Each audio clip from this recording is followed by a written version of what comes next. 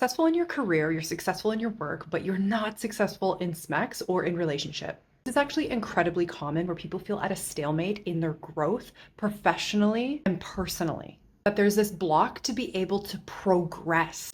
And this is actually really common because there aren't models out there that are role modeling what successful intimacy and successful relating is like. We see this in career, we see this in professional development. This is what universities are for. We're going to model to you what are the tactics, what are the strategies, how to have an interview, what is motivation, what is discipline. A lot of us have been modeled a really disassociated distance. Here's the thing, as children don't learn by what you tell them directly. They learn about what the nervous systems are feeling and resonating inside of the environment. So if you have adults around you that are raising you where their nervous systems are awry, they're overactivated or in a sense of collapse, and whenever there's any movement towards one another in conflict resolution, in love and tenderness, children will pick up the imprint and go, oh, that's what I'm going to associate relationship with. Oh, that's the model that I have to take in terms of relating. And so fast forward, you're doing well in career, you're successful, and you're like, I want to share this with someone. I want to have epic smex. Like, there's something in me that knows that there's something more. You're right, there is something more. Now, the problem is because there isn't a model in what that looks like, for whatever reason, a lot of people feel that like it won't take the same level of practice, of discipline, of restructuring your thoughts around what smex is and applying it with yourself and in the bedroom. Great smex and great relationship is not just going to happen. It's a skill that you build. And there is a methodology, there is a process. And a lot of other therapies are really missing this. In fact, if you are hiring anyone for a therapist, you need to interview them.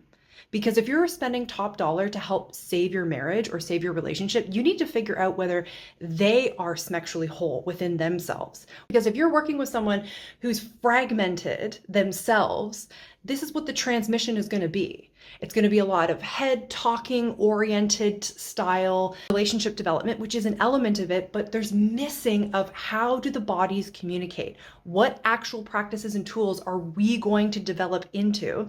And how do we learn how to heal through the relationship and through the body in our smex, in our temple spaces? Permission from a client, I want to share a story. When I was working with her, she works very high up in corporate, and there was a situation where her boss had to take an absence of leave. I can't remember exactly what it was.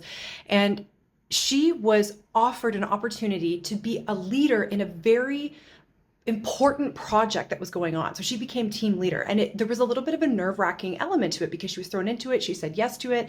And by working with her body and her sexuality and restoring the lost parts of herself, she navigated that in such a profound way. Like, as her being leader, there was pushback from her team around what should or shouldn't happen. And typically she would either, agree, let someone else take up a lot of the space, self-doubt herself. And because all of herself was online, including her sexuality, she very clearly was able to tap into all parts of her nervous system and decide what is the right move right here, right now.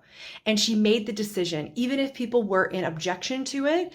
And later she was recognized for her work, offered a promotion, and one of her teammates, who was a woman, just happened to be a woman, had reached out to her and said, that was the best experience that I have had to date, and I am inspired and hope that I have that level of confidence and team management in developing something that was so important. And a law of energy is that energy cannot be destroyed or created. It can only be transformed. So it takes an incredible amount of energy. People are shocked at how much energy it takes until they unwind this and transform this. When we're trying to suppress something or fragment something away, we use a ton of our energy, like 60% of our energy, to constantly be monitoring, pushing that away, having thought, belief systems, tension in the body to like, no, I'm not going to be that. I can't be whole. I'll lose love, safety, and belonging if I'm that. And when you reclaim that for yourself, you now have a surplus of energy that you can move towards something else. right? You're not destroying it. You're not creating new energy. You've always had this energy. And now instead of fighting yourself, being at war with yourself internally, like it's the craziest thing, you can move it towards your projects, your career. You move up the scale or move up the ladder or whatever term that is for you in a way that feels embodied and whole and true to you. Want to hear more about the science around this, or even work one-on-one, or just like have a casual conversation with me around this so we can get clear on what is exactly going on with you, you can sign up for the link in the bio with a chat with me, a free chat, and or sign up for my newsletter, because I share tips, tricks, and a lot of resources that are really easy to digest that you can apply to your smex and your relationship right here, right now, today.